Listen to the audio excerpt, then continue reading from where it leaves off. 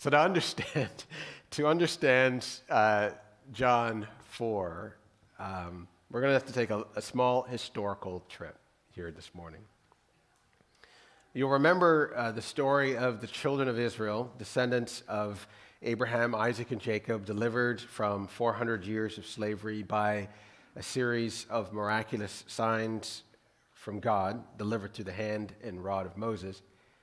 You'll remember the 40 years that they spent wandering through the wilderness as they struggled to learn their new identity and develop the ability to trust the God who had set them free. You'll remember the story of Joshua and their miraculous entrance into the land of promise. And you'll remember the era of the judges, names like Gideon and like Samson. And you'll remember that a few months ago we talked about how they flip-flopped back and forth between faithful worship of God, the God who had delivered them, and their unfaithful following of powerless, non-God gods made out of wood and stone. We are, of course, familiar, most of us, with the name Samuel, the last and greatest of the judges. And as Samuel's age began to take its toll, the people asked for a king. Saul was their first king. He was faithful for a season, but ultimately ended up being a bit of a disappointment. He was followed by David who brought down Goliath, that famous story, considered perhaps the greatest king of Israel, a man after God's own heart. David's son Solomon was the third king. He would build the temple, expand the boundaries of the nation, increase their national wealth, but shortly after his death, the kingdom would divide. The tribes of Judah and Benjamin would remain under the rule of King David's descendants in the south. The northern portion of the land would retain the name Israel and would eventually have as a capital city Samaria. Almost immediately after splitting from Judah or Judea, the northern tribes would abandon the worship of God, and in spite of God's repeated invitations and warnings through prophets, they would cycle through a series of wicked kings. Eventually, God would allow the Assyrians to conquer the land. Now, the Assyrians had this practice of scattering and relocating the people of the nations they conquered. So in 2 Kings chapter 17, starting at verse 24, we read that the king of Assyria brought people from Babylon, Cutha, Ava, Hamath, Sepharvaim, and placed them in the cities of Samaria instead of the people of Israel. They took possession of Samaria and they lived in those cities. At one point, the new residents of the promised land were given lessons in how to worship God, but every nation still made gods of their own and put them in shrines. So they feared the Lord, but they also served their own gods. So there was a mixture in their worship. These foreigners who were forcefully relocated to Samaria would eventually be called Samaritans. Eventually, due to their disobedience, and as prophesied by Jeremiah, Judah would also fall, Judea. This time Babylon would come and sweep them away. After an appointed time, God would raise up Cyrus, who would allow the Jews to return to Jerusalem and rebuild the temple and rebuild the city. So, if you get the picture there, the Jews are returning from exile, hypersensitive about their status before God, wanting to get it right this time and remain faithful. They've just experienced 70 years of exile because of their disobedience. Their status as God's people and their need to remain pure and set apart for God takes on a whole new level of importance and zeal. They are tracking their roots and bloodlines and tribal connections as they return to the land of promise. And you'll note that if you read Ezra and Nehemiah. They want to keep separate from their new neighbors, these Samaritans, these people who have been settled from all over the place. So fast forward now several hundred years. We're into the first century. We're into the time of Jesus walking the face of the earth. Hundreds of years have passed. Generations of these foreigners mixing worship of God and worship of idols and living right in the middle of what was the promised land. The Israelites are no longer confined to the south, but they have also spread northward. Okay, so this is important to understand as we read John 4. The descendants of Abraham, Isaac, and Jacob, not really a nation at this point. They're now under Roman rule. They still hold the southern region called Judah or Judea, with cities like Jerusalem, where the temple is located, center of their worship. Bethany of Judah, where Lazarus and his sisters live, Mary and Martha, and Bethlehem, where Jesus was born. But they also now include the northern portion called Galilee, named after the Sea of Galilee, where Peter, James, John would fish. Yes? Most of us are familiar with the Galilean cities like Cana of Galilee, where the wedding of Cana took place. The city of Nazareth, where Jesus' mother grew up and where Jesus would eventually be raised by Mary and Joseph after they spend a few years in Egypt. And right between these two fiercely Jewish regions of Galilee in the north and Judah or Judea in the south is the region named after Israel's ancient city, Samaria. Only now it's no longer a city, but it's a region. And the people of that region are no longer a hodgepodge of nationalities and a mash of religious practices and faith forced on them by a conquering king. Now, hundreds of years later, they are a unique people unto themselves, the Samaritans. Now, years have passed and have intensified the tensions between these two cultural ethnic groups, the Jews and the Samaritans. Blood had been and would yet be spilt between these two groups. And to be fair, it should be noted that the Samaritans believed all of what I just said to you was a bunch of lies created by the Jews as a justification to remove them from the land. Samaritans told a different story about their origins. They claimed that they were direct descendants of Ephraim and Manasseh, that they too were direct descendants of Abraham, that they were the true and proper worshipers of God. They believed Mount Gerizim to be the place where they were supposed to worship, not Jerusalem. And they considered the Jewish practice of worshiping at the temple in Jerusalem to be idolatrous, an act of rebellion and disobedience to God. They claimed that they themselves were the true worshipers of God. So both groups had traditions that allowed them to justify hating each other bitterly. And their hatred was ethnic, it was cultural, it was political, it was religious. At times it was violent, but it was deep-rooted. Every resident of Galilee and Judea would have known the churning bitterness and hatred directed at them, and every resident of Samaria would have experienced the humiliating sting of discrimination. It was a fact of life. Now, the problem, of course, arose whenever Jews in the north needed to travel south to Judah or Judea for, say, a major holy day in Jerusalem, as Jesus' family did year by year, or for the census, as Mary and Joseph did the year Jesus was born. Anytime they needed to go from one to the other, they had to deal with Samaria and the Samaritans situated in the middle. Now, that's a whirlwind, oversimplified snapshot of how things sat when Jesus and his disciples leave Judea for Galilee in John chapter 4. So if you found it there, John chapter 4, I'm going to start reading at verse 3. He, Jesus, left Judea and departed again for Galilee. And he had to pass through Samaria. And he came to a town of Samaria called Sychar, near the field that Jacob had given to his son Joseph. Jacob's well was there. So Jesus, wearied as he was from his journey, was sitting beside the well. It was about the 6th hour, so about noon. A woman from Samaria came to draw water, and Jesus said to her, "Give me a drink." For his disciples had gone into the city to buy food. The Samaritan woman said to him, "How is it that you, a Jew, ask for a drink from me, a Samaritan woman?" For Jews had no dealings with the Samaritans. Jesus answered her, "If you knew the gift of God and who it is that is speaking to you and asking you for a drink, you would have asked him, and he would have given you living water." The woman said to him, "Sir, you have nothing to draw water with, and the well is deep. Where will you get this living water? Are you greater than our father Jacob? He gave us this well and drank from it himself, as did his sons and his livestock." Jesus said to her, "Everyone who drinks of this water will be thirsty again, but whoever drinks of the water that I will give him will never be thirsty again. The water that I will give them will become in them a spring of water welling up to eternal life." The woman said to him, "Sir, give me this water so that I will not be thirsty and have to come here to draw water." Jesus said to her, "Go call your husband and come here." The woman answered him, I have no husband." Jesus said to her, "You are right, saying, 'I have no husband,' for you have had 5 husbands, and the one you have now is not your husband. What you have said is true." So movies and sketches and spoken word and songs and dramas have all been written about this woman. But the truth is, we aren't really told a great deal about this woman and her life. We can fill in the gaps.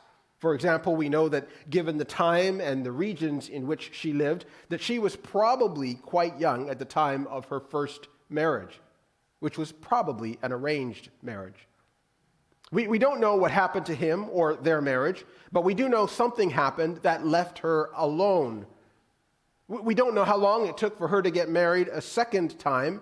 We don't know what happened in this marriage either. Remember, this is the first century. He could have been a victim of sickness or a criminal act. He could have been attacked on the road to Jericho. He could have been attacked by Roman soldiers. We don't know. Nor do we know what happened to husband number 3 or 4 or 5. Historically, regionally, we know that getting water at noon wasn't normal practice. But there's nothing in John's account to tell us if this was normal for this woman or not. Yes? So we have built up great stories about how she must have been an outcast because she's getting water at noon. Maybe she was an outcast. Or maybe her goat knocked over the water she had collected that morning and she had to get a refill. Or maybe she was helping a friend who was sick. We don't know why she was going to the well to get water at noon. There's nothing in the text that tells us. We can speculate that her past and her current situation made her an outcast, but the truth is the Bible includes very little in the way of details about this woman. If I could insert just a comment here, I think that there's more in the text to suggest that she was not an outcast than that she was an outcast. She returns to town and says to the city, the people in the town, "Come, meet a man I just met at the well," and the whole town listens to her.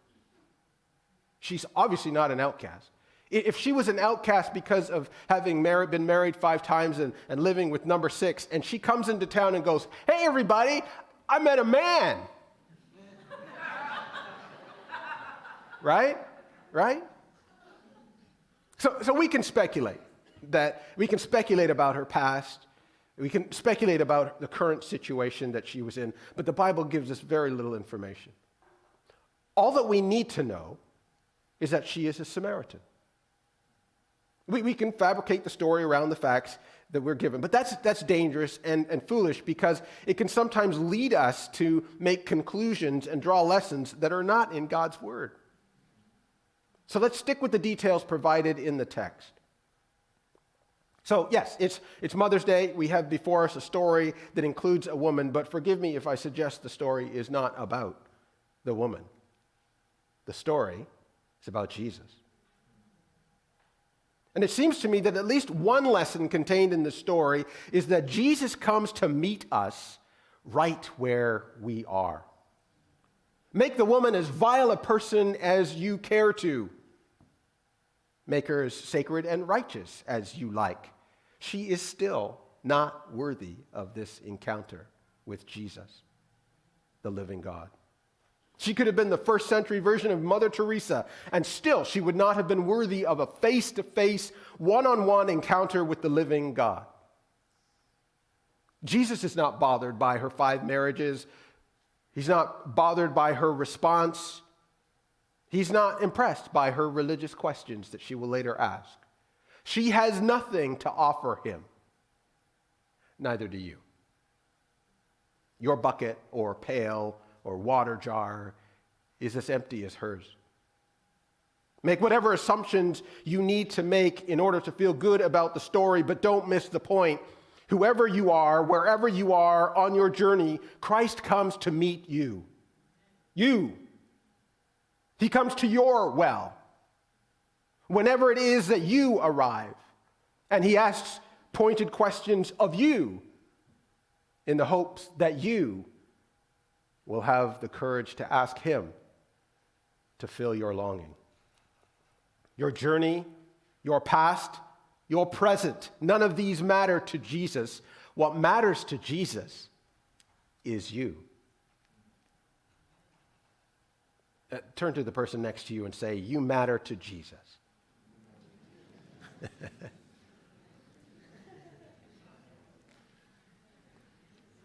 You matter to Jesus. The story here is loaded. There are theological issues. There are questions about worship. There are questions about the place of Israel in God's plan of salvation. But this morning, I want to focus on Jesus and on how he loves, embraces, serves, meets, and talks with someone who is as unlike him as a person can get. I don't know if you've ever reflected on how we start conversations with people, particularly those we think of as being different from us. You can tell a lot about what a person thinks of you by how they begin the conversation. Of course, it's also true that you expose a lot about yourself based on how you begin a conversation with those you consider to be different from you as well. I experience this a lot because I don't look like a pastor. And so people assume that I'm not.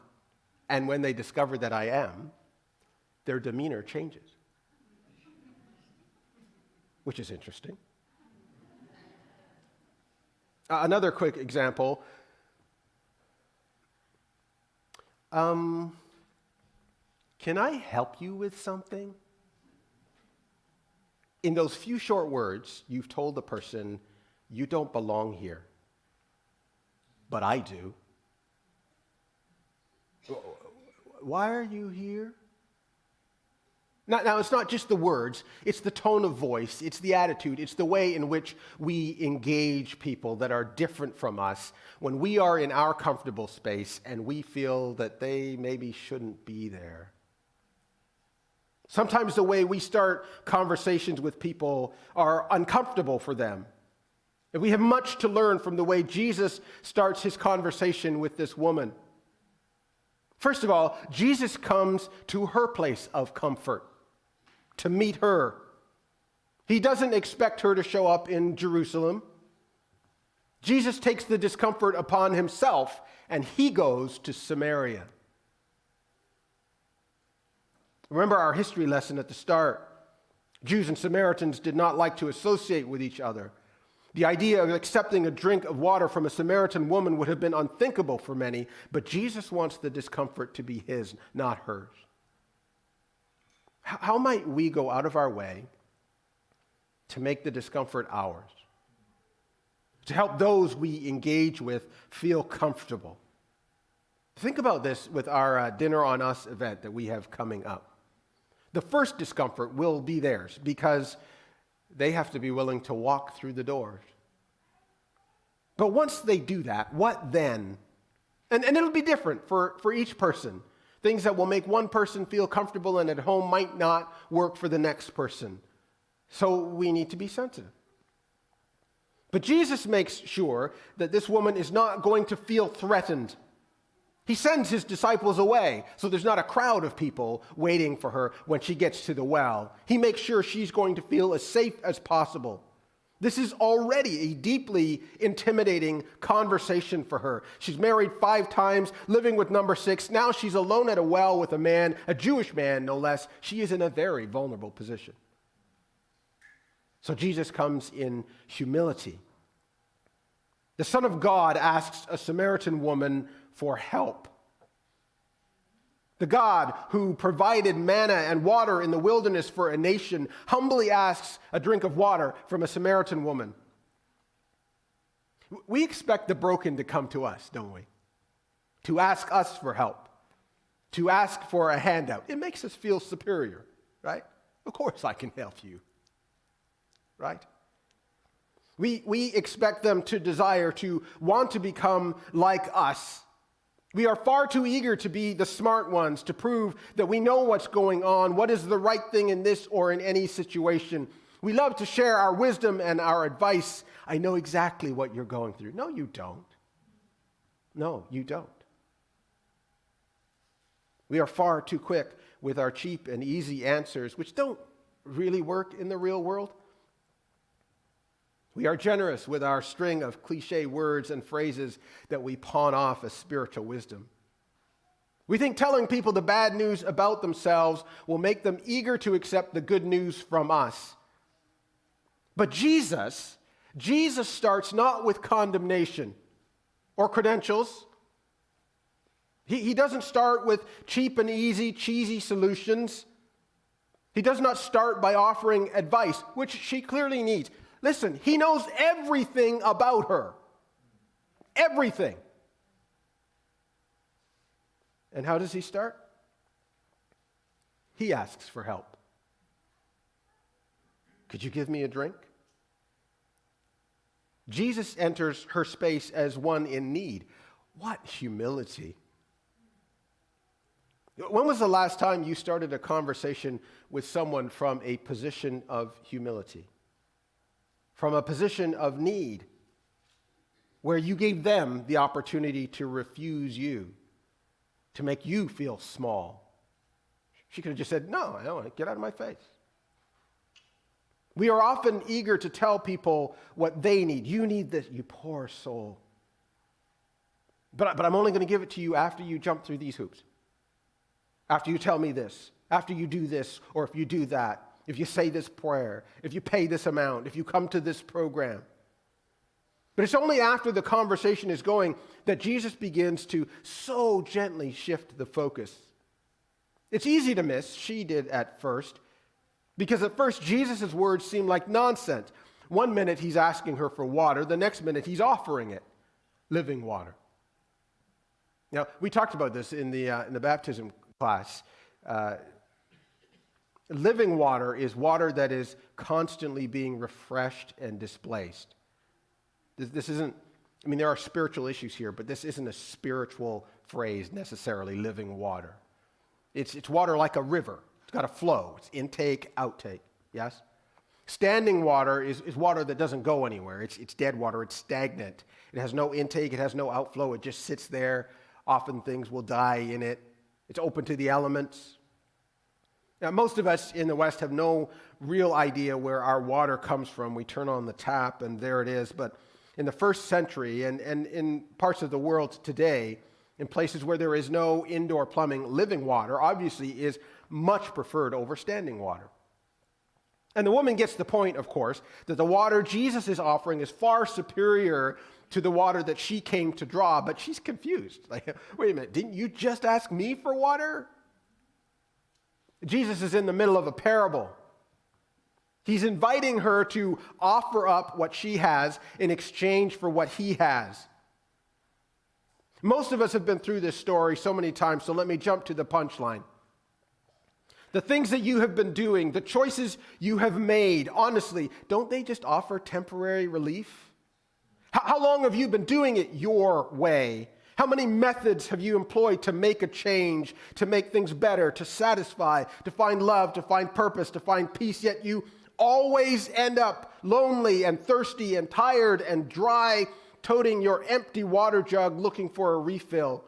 Your daily trips to the well, it's a metaphor. It's a parable of your life. What if you could break that useless cycle? Even lots of people who call themselves Christians will show up every week with an empty pail looking for a refill to get them through the week. What Christ offers is not a refill, but a transformed life. We miss Christ's offer mainly because we don't want to change. We want our circumstances to change, but we don't want to change. So what's your well? What's the thing that you keep returning to for temporary relief, for temporary feelings of acceptance, for temporary feelings of love, a temporary sense of peace? Is it your job? Is it your marriage? Is it your kids? Your education? Money? Does your bank account need to show a certain balance before you feel at peace? Do your kids need to behave in a certain way for you to feel fulfilled? Does your spouse need to say certain words for you to feel truly loved? Do you need to drive a certain car to feel important? Do you need people to treat you a certain way in order to feel valued? What is it for you? Jesus stands at our well with a simple invitation. Do you want living water? Do you want the real deal? Do you ever wish you could have a conversation like this with Jesus? At least up to the point where he tells her to go and get her husband. That is, up until the point where he puts his finger on your secret shame. Go and get your husband. I wonder how long it took for her to answer. I wonder if the emotional walls came up right away. I wonder if she was trying intentionally to be deceptive. Husband? I don't have a husband. What is the thing you fear Jesus is going to ask you about? Are you willing to let go of what you've been holding in order to receive what Christ is offering? You need to know that Jesus doesn't care where you've come from. He's not put off because of your history and all the wrong things that you have done. We might leave you to face the well alone. We shouldn't, but we are human. Please don't let that stop you from coming to Jesus. He is not worried about your past. He offers you living water, not because of where you've been, not because of what you've done, not because of who you are, but because of who He is.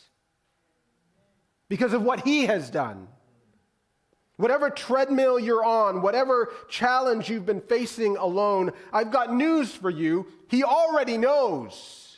And it does not, will not, cannot affect His love for you. So, do you want living water? Are you ready to trade your baggage for Christ's gift? So that's one message this morning, summed up in John 4, 28, 29. The woman left her water jar and went away into town. It's a hallmark of the freedom that Christ gives, that when you leave behind the thing that could not satisfy, that thing you used to cling on to. So what do you need to leave behind with Jesus? What is the thirst or hunger of your life? What or who have you been looking to satisfy your thirst? Only Jesus can satisfy. But there is another message here for those who are basking in the light of God's grace, those who have tasted of the living water.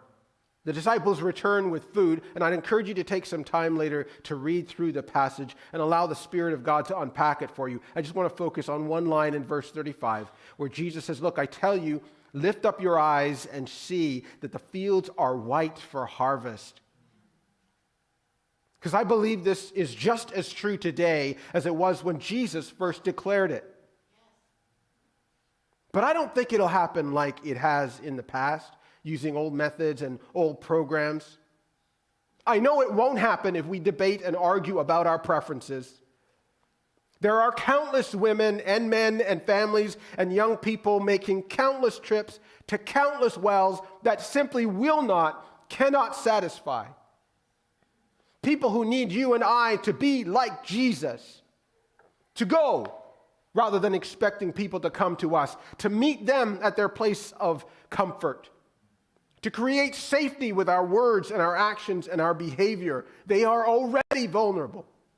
They already know what's wrong with their lives. They know the mistakes they've made. They know their methods are not working.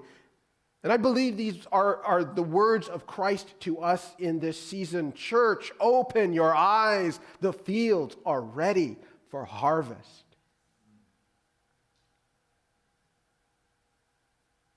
God our Father, open our eyes to see.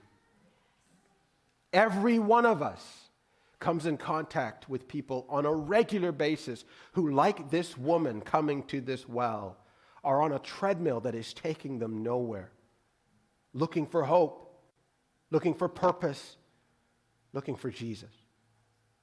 Open our eyes to see and to faithfully respond. In Jesus' name.